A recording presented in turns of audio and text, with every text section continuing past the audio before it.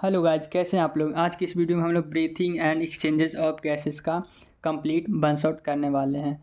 आज की इस वीडियो में हम लोग इस चैप्टर को पूरा ख़त्म करेंगे बंस आउट के अंदर। तो शुरू करते हैं आज का इस चैप्टर को। तो सबसे पहले चैप्टर में हम लोग को जानना है कि ब्रीथिंग एक्सचेंज कैसे होता है। तो सबसे पहले ये है एटमॉस्फेयर। एटमॉस्फेयर से ऑक्सीजन जाता है हमारे टिश्यू में, और टिश्यू से हमारा कार्बन डाइऑक्साइड जाता है एटमॉस्फेयर में। ऑक्सीजन यूटिलाइज किया जाता है हमारे सेल या टिश्यू के द्वारा, और CO2 को एग्जिट किया जाता है क्योंकि वो हार्म है हमारे शरीर के लिए। अब हम लोग पढ़ने जा रहे हैं रिस्पायरेटरी ऑर्गन्स इन एनिमल्स। मतलब जैसे कि पोरीफेरा में आप लोग देखेंगे, पोरीफेरा में डिफ्यूजन के द्वारा होता है रिस्पायरेशन। सिलेंट्रेटा में डिफ्यूजन के द्वारा, टीनोफोरा में एब्सेंट रहता है, और प्लेटिहेल्मिन्थेस में डिफ्यूजन के द्वारा, स्केल्मेंथिस में डिफ्यूजन के द्वारा, एनिलिडा का मॉइस्ट क्यूटिकल के द्वारा। आप लोग एक चीज़ को देखे होंगे कि जैसे जैसे जैसे डेवलप हो रहा है, जैसे जैसे कि डेवलप हो रहा है वैसे वैसे रिस्पायरेटरी ऑर्गन भी डेवलप होगा। मतलब जैसे जैसे हम लोग डेवलप करेंगे उसी तरह डिफ्यूजन ऑर्गन भी डेवलप होगा। ऑर्थोपोडा में जो प्राण होता है वो गिल्स के द्वारा लेता है। क्रैब बुक गिल्स के द्वारा लेता है। इंसेक्ट कैसे लेता है तो ट्रैकिया के द्वारा होता है। स्कॉर्पियन बुक लंग्स के द्वारा लेता है। मोलस्का फीदर लाइक गिल्स के द्वारा लेता है, और इकोडर्माटा गिल्स के द्वारा, हेमिकोडाटा गिल्स के द्वारा, और यूकॉर्डेटा और सिलोफोकॉर्डेटा यू पार्नियल गिल स्लिट के द्वारा लेता है। आप लोग देखें जैसे जैसे डेवलप कर रहा है रिस्पायरेटरी भी डेवलप करेगा। अब हम लोग देखेंगे यहाँ वर्टिब्रेट कैसे लेता है। तो सीलोस्ट्रेट फिशेस गिल्स के द्वारा, amphibians reptiles apps mammal lungs के द्वारा। जैसा कि हम आप लोग कहें थे जैसे जैसे डेवलप होगा रिस्पायरेटरी ऑर्गन भी डेवलप होगा। अब हम लोग देखेंगे क्या, इफ़ रिस्पायरेटरी ऑर्गन्स, अगर रिस्पायरेटरी ऑर्गन गिल्स रहेगा तो उसको हम लोग क्या कहेंगे, ब्रांचियल रिस्पायरेशन। और अगर रिस्पायरेटरी ऑर्गन लंग्स रहेगा तो उसको हम लोग क्या कहेंगे, पल्मोनरी रिस्पायरेशन। रिस्पायरेटरी गिल्स रहेगा तो ब्रांचियल रिस्पायरेशन, लंग्स रहा तो पल्मोनरी रिस्पायरेशन। और रिस्पायरेटरी कैसे वर्क करता है, सबसे पहले नोस्ट्रिल में जाता है, फिर फेरेक्स से लैरिंक्स, लैरिंक्स से ट्रेकिया से लंग्स, लंग्स से ब्रोंकी से ब्रोंक्यूल्स, उसके बाद एल्वियोली। तो इस तरह से आगे बढ़ता है, आप लोग देख रहे होंगे। अब हम लोग ये डायग्राम को देख सकते हैं अच्छी तरीके से, आप लोग को दिख रहा होगा। तो ये है डायग्राम। तो इस डायग्राम में आप लोग को दिखेगा। तो हम लोग देखते हैं यहाँ पर। तो सबसे पहले ये नोस्ट्रिल, ये माउथ। तो नोस्ट्रिल से गया फेरेक्स में, और उसके बाद फेरेक्स क्या है, कॉमन पैसेज। ये है फेरेक्स, ये है कॉमन पैसेज है किसके लिए, फूड के लिए भी। ये देखिए फूड के लिए और एयर के लिए, दोनों के लिए फेरेक्स क्या है, कॉमन पैसेज। और उसके बाद ये लैरिक्स जाता है, जो कि फेरेक्स ओपन होता है क्या, ट्रेकिया में। ये लैरिक्स जाता है, ट्रेकिया में ओपन होता है। और उसके बाद ये जो है आप लोग देख सकते हैं, इसको हम लोग लैरिक्स कहेंगे। ये कार्टिलेजिनस बॉक्स रहता है, ये हेल्प करता है साउंड प्रोडक्शन में, इसलिए हम लोग को साउंड बॉक्स भी कहते हैं। अब ये है एपिग्लॉटिस। ये क्या है एपिग्लॉटिस, ये थिन इलास्टिक कार्टिलेजिनस फ्लैप है। इसका फंक्शन क्या है, कवर करता है ग्लॉटिस ड्यूरिंग स्वेलिंग। जब हम लोग निगलते हैं खाना को तो इसको कवर कर देता है ग्लॉटिस, कब निगलने टाइम, ताकि खाना ये विंड पाइप में ना जा सके, इसीलिए। और ये ग्लॉटिस क्या है, ग्लॉटिस ओपन होता है विंड पाइप में, और इसको कहता है गलेट। ये है ग्लॉटिस, तो ये है गलेट ओपन होता है विंड पाइप में, और ये ओसोफेगस जो कि फूड पाइप है। तो आप लोग इतना समझ गए होंगे। ये ट्रैकिया है। अब हम लोग ट्रैकिया, नॉस्ट्रिल से फेरेक्स से लैरिक्स, उसके बाद ये एपिग्लॉटिस से ग्लॉटिस, और उसके बाद ओपन होगा ट्रैकिया में। ट्रैकिया, ये जो ट्रैकिया है वो डिवाइड करता है फिफ्थ थोरैसिक वर्टिब्रे। मतलब हम लोग का जो फिफ्थ थोरैसिक वर्टिब्रे होता है वहीं पर ही ये ट्रैकिया लेवल डिवाइड होता है, at the level of fifth thoracic vertebrae. अब ट्रैकिया से प्राइमरी ब्रोंकी में गया, उसका सेकेंडरी ब्रोंकी में, फिर टर्सरी ब्रोंकिल में चल गया। आप लोग देख सकते हो ऐसे ऐसे गया, उसका टर्सरी ब्रोंकिल से टर्मिनल ब्रोंकिल्स में चला गया। अब उसके बाद हम लोग यहाँ देखेंगे, ये बहुत इंपॉर्टेंट है। तो टर्मिनल ब्रोंकी से रिस्पायरेटरी ब्रोंकिल्स में गया, ठीक। उसके बाद एल्वियोलर सेक में गया, और उसका एल्वियोली। यहाँ पे हम लोग इसको जूम करें, ये देखिए एल्वियोली सैक है, सैक मतलब होता है थैला, तो ये एल्वियोली का थैला, तो एल्वियोली का सैक कहेंगे, सैक मतलब थैला, तो एल्वियोली है इसमें, तो एल्वियोली का थैला, तो एल्वियोलर सैक कहेंगे, अंदर एल्वियोली। अब हम लोग इसको जूम करके यहाँ देखेंगे, तो ये है हमारा एल्वियोली और ये है हमारा एल्वियोली डक्ट। यहाँ पर ही एल्वियोली से ऑक्सीजन नस के द्वारा अंदर जाएगा, कार्बन डाइऑक्साइड बाहर आएगा और वैसे निकल जाएगा। आप लोग समझ गए होंगे आशा करता हूँ। अब ठीक है, हम लोग आगे बढ़ते हैं। कंडक्टिंग पार्ट, कंडक्टिंग पार्ट क्या हो गया, नोस्ट्रिल से लेकर टर्मिनल ब्रोंकियल्स तक हो गया हम लोग का क्या, कंडक्टिंग पार्ट। और उसके बाद transport the ATM air to the alveoli तक, clear it from foreign particle को क्लियर करता है, इसके द्वारा आता है। तो जो हमारा गंदा पार्टिकल होता है उसको क्लियर करता है, ह्यूमिडिफाई करता है, हल्का गर्म करता है, and also brings air to body temperature पे लाता है, क्योंकि बाहर की हवा कैसा भी हो सकता है, ठंडा गर्म, तो उसको पहले क्लियर किया, डस्ट हटाया, उसके बाद ह्यूमिडिफाई किया, उसके बाद बॉडी टेम्परेचर पे लाया एयर को। और उसके बाद हम लोग देखते हैं रिस्पिरेटरी एक्सचेंजेस पार्ट, एल्वियोली और उसका duct, site of actual diffusion, यहाँ पे एक्चुअल डिफ्यूजन होता है O2 and CO2 between blood and ATM air का, आप लोग यहाँ देखे होंगे, यहाँ O2 और CO2 का, यहाँ पर वही है। और उसके बाद trachea, primary bronchiole, secondary bronchiole, tertiary bronchiole, initial bronchioles. और ये सपोर्टेड बाई, इसको जो सपोर्ट इस सम के ऊपर जो ये रहता है ना, ये कार्टिलेजियस रिंग्स रहता है। कार्टिलेजियस रिंग कैसा रहता है, ऐसा गोल सा रहता है।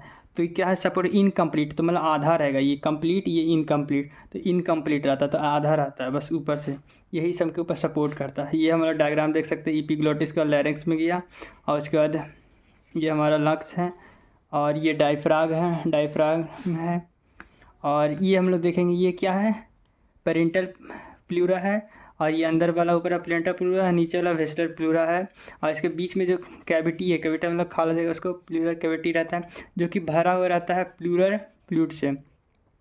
पार्शियल प्लूरा ऊपर वाला का, नीचे वेस्लर, ये कैविटी प्लूरल कैविटी एक चीज़ से भरा रहता है, तो प्लूरल फ्लूइड से भरा रहता है। ये किस लिए रहता है, फ्रिक्शन को घटाने के लिए, हमारा लंग्स है। आप लोग देखे होंगे इसका डायग्राम, आप लोग को समझ आ गया होगा। अब आगे बढ़ते हैं, लंग्स की ओर बढ़ते हैं।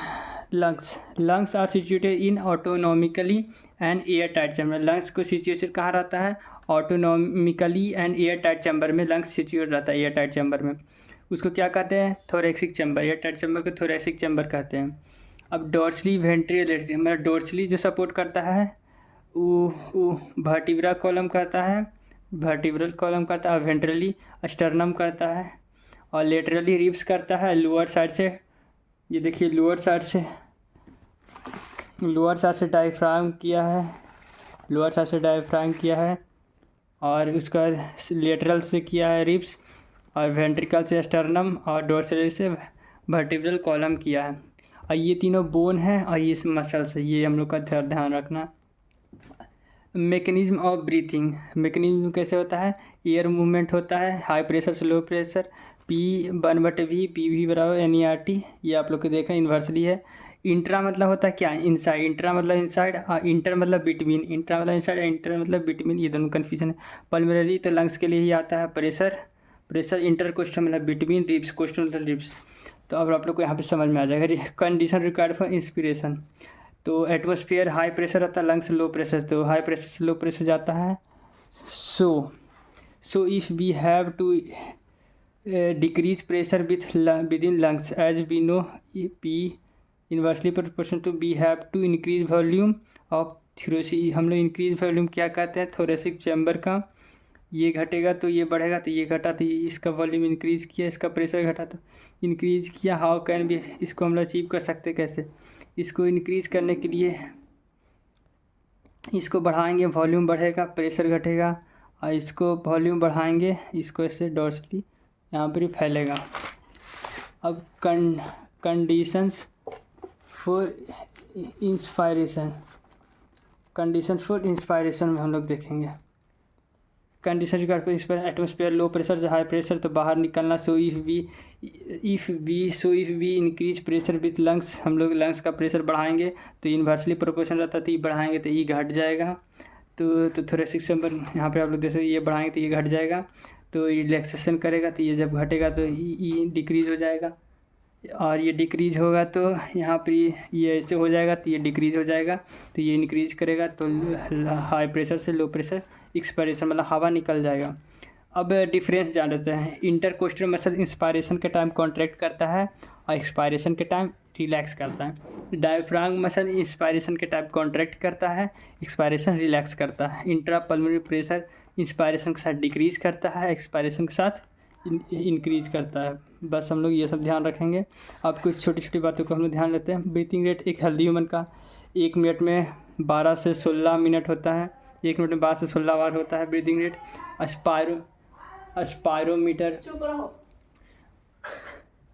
अस्पायरोमीटर का क्या काम रहता है? Volume of air involve in breathing, मतलब एयर का हम लोग जो वॉल्यूम है उसको क्या नापता है, मतलब ब्रीथिंग को क्या चीज़ से नापा जाता है? तो अस्पायरोमीटर से।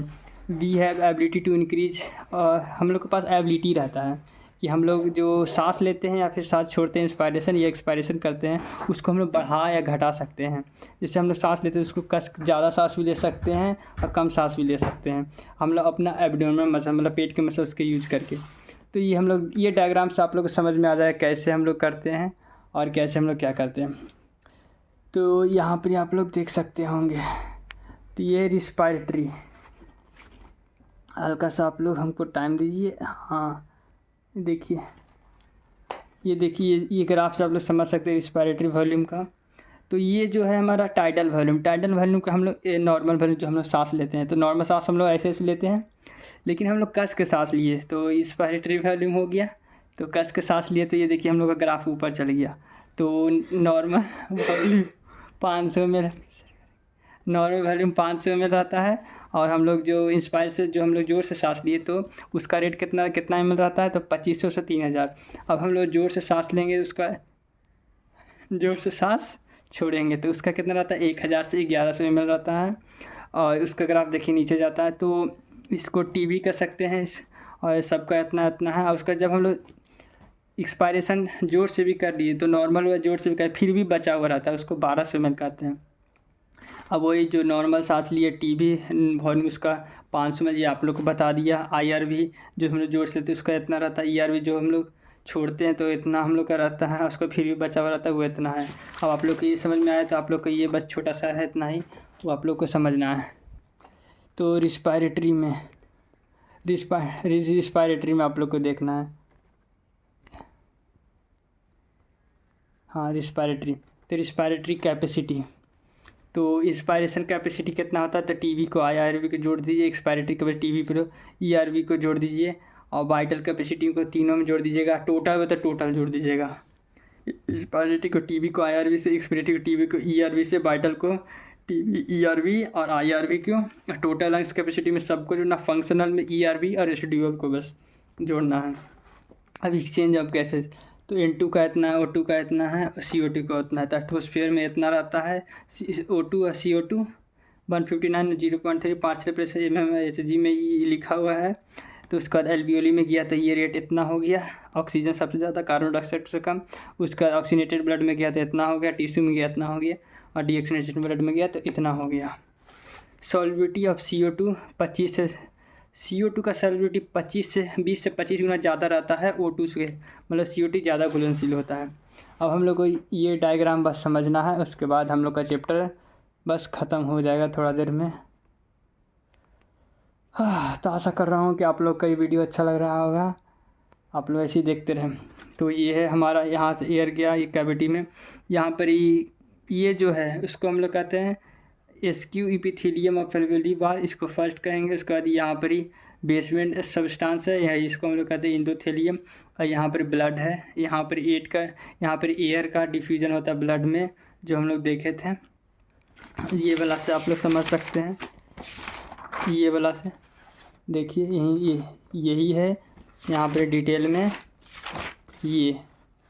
तो ये आप लोग देख लिए तो डिफ्यूजन में यही तीनों की मदद से हो सकता है।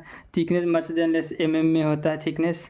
और ये देख लीजिए O2 इतना रहता है, जैसा कि हम आप लोग को बताए थे इस डायग्राम में, वही वैसे कि इतना एटमॉस्फेयर में, फिर एल्वियोली में इतना आया, फिर एल्वियोली से ऑक्सीनेटेड वाला हम देखिए वही यहाँ पे आएगा टिश्यू से फिर आती, तो वो इसके माध्यम से है। तो इसे अच्छा आप लोग यहाँ पर देख लें ट्रांसपोर्ट ऑफ गैसेस। तो O2 का ट्रांसपोर्ट RBC के द्वारा किया जाता है 97%, प्लाज्मा के द्वारा 3%, और उसका CO2 को बाइकार्बोनेट 70%, कार्बोमीन के द्वारा 20 से 25, और डिजॉल्व इन प्लाज्मा से मात्र 7% डाला जाता है। RBC के में हीमोग्लोबिन ऑक्सीजन का ट्रांसपोर्ट करता है। आप कार्बन डाइऑक्साइड का ट्रांसपोर्ट देख सकते हैं जो कि 70% होता है बाइकार्बोनेट से। ये रिएक्शन है, ये CO2H2 एनहाइड्रेट ये बना, इससे ये आदमी पर तो ये बाइकार्बोनेट हो गया। 20 से 25% कैसे होता है, तो आप लोग यहाँ देखें bond 2HB human to form carbamino, इससे कार्बामीन हीमोग्लोबिन कार्बामीन के साथ बनाता है, और प्लाज्मा के साथ 7% डिजॉल्व होकर करता है। O2 का ट्रांसपोर्ट तो हीमोग्लोबिन O2 से जुड़ा तो ऑक्सी हीमोग्लोबिन, हीमोग्लोबिन CO से जुड़ा कार्बो हीमोग्लोबिन, हीमोग्लोबिन CO2 से जुड़ा तो कार्बामीनो हीमोग्लोबिन हो गया। तो इससे ऐसे ट्रांसपोर्ट हो गया O2 का। अब 100 ml ब्लड को कंटेन कर सकता है, हमारा 100 ml ब्लड कंटेन करता है हीमोग्लोबिन 12 से 16 ग्राम। तो एक हीमोग्लोबिन कैरी कर सकता है 4 ऑक्सीजन मॉलिक्यूल, तो 1 ग्राम हीमोग्लोबिन कितना कैरी कर सकता है, इतना। और 100 ml का निकालना रहेगा तो 1 को गुना कर देंगे 100 ml में 12, 100 ml में कितना रहता है 12, और 1 ग्राम का कितना रहता है इतना, तो 12 को गुना कर देंगे इतना से, तो इतना आ जाएगा हम लोग का आंसर। आइए हमारे को ग्राफ देखना है। तो ये ग्राफ है, ये ग्राफ, तो ये ऑक्सीजन डिसोसिएशन कर्व है, ये इस शेप का रहता है। ये लेफ़्ट शिफ्ट, ये राइट शिफ्ट। लेफ़्ट शिफ्ट में ऑक्सीजन ज़्यादा रहता है और राइट शिफ्ट में ऑक्सीजन कम, और ऑक्सीजन ज़्यादा तो ये तीनों उल्टा हो जाएगा, मतलब ऑक्सीजन ज़्यादा लेफ्ट शिफ्ट में तो H कम, PO2 कम, EB कम, राइट शिफ्ट में ऑक्सीजन कम तो ये तीनों बच जाएगा। और partial pressure of oxygen MMBCG। Regulation of respiration, मतलब तो उसका रिस्पायरेशन का रेगुलेशन कैसा होता है, कैसे होता है, रिस्पायरेटरी रिदम सेंटर से होता है, उसमें मेडुला प्रेजेंट होता है, हमारे ब्रेन में वही करता है। प्राइमरी रिस्पांस रेस्पिरेटरी के लिए यही देता है, और निमोनिक सेंटर भी करता है। यह मेन यही होता है, present in pons region, brain में पॉन्स रीजन वही मॉडरेट करता है, फंक्शन रिदम यही करता है। कीमोसेंसिटिव एरिया सिचुएशन तो रिदम सेंटर पे कीमोसेंसिटिव तो वही हाईली सेंसिटिव होता है COH+ के लिए। दिस सेंटर सेंड सिग्नल, तो यही रिदम सेंटर को करता है, और ये ऐसे करता है on increase CO2 and H+ आन। Receptor of can recognise change in O2, ये रिसेप्टर होता है। आयोटी का role of oxygen the regulation of respiration rhythm is quite insignificant होता है। ऑक्सीजन का रोल रेगुलेशन के लिए क्वाइट इनसिग्निफिकेंट होता है। बस ये आखिरी पेज है, उसके बाद ख़त्म हो गया है आप लोग का, तो आप लोग इसको देख लें। 100 ml ब्लड में 100 ml ब्लड में ऑक्सीनेटेड ब्लड डिलीवर कर सकता है 5 ml ऑफ O2 टिश्यू का, और डीऑक्सीनेटेड ब्लड डिलीवर कर सकता है 100 ml में 4 ml ऑफ CO2 एल्वियोलाई का। और डिसऑर्डर देख सकते हैं, उसके बाद ये चैप्टर ख़त्म। तो अस्थमा डिसऑर्डर, जो कि अस्थमा में क्या होता है, सांस लेने में दिक्कत होता है, वीजिंग मतलब घरघराहट का आवाज़ आता है, घर घर जो आवाज़ कहता है उसी को वीजिंग साउंड कहते हैं। इन्फ्लेमेशन ऑफ ब्रोंकी, मतलब ब्रोंकी और ब्रोंक्यूल्स, जो कि आप लोग देखे होंगे डायग्राम में, उसमें इन्फ्लेमेशन हो जाता है, सूजन हो जाता है, इसके कारण अस्थमा होता है। इम्फाइसीमा क्या होता है, तो ये क्रोनिक डिसऑर्डर है, मतलब लंबा समय तक चलेगा। और एल्वियोबास, इसमें एल्वियोबास डैमेज हो जाएगा, सर्फेस एरिया घट जाएगा तो डैमेज हो जाएगा। इसमें मेजर कॉज सिगरेट स्मोकिंग के कारण इम्फाइसीमा होता है। ऑक्यूपेशनल, नाम से ही लग रहा है ऑक्यूपेशनल, ये कैसे होगा, तो ये ऑक्यूपेशन से मतलब कुछ लोग जो इंडस्ट्री में काम करते हैं वर्कर्स, तो उनको स्टोन डस्ट हो जाता है, मतलब लंबा समय तक वो लोग जो रहते हैं, इसके कारण। ये लॉन्ग एक्सपोजर डस्ट में रहने का इन्फ्लेमेशन हो जाता है, और फिब्रोलिसिस हो जाता है, वही इसमें है। आशा करता हूँ आप लोग का वीडियो अच्छा लगा हो।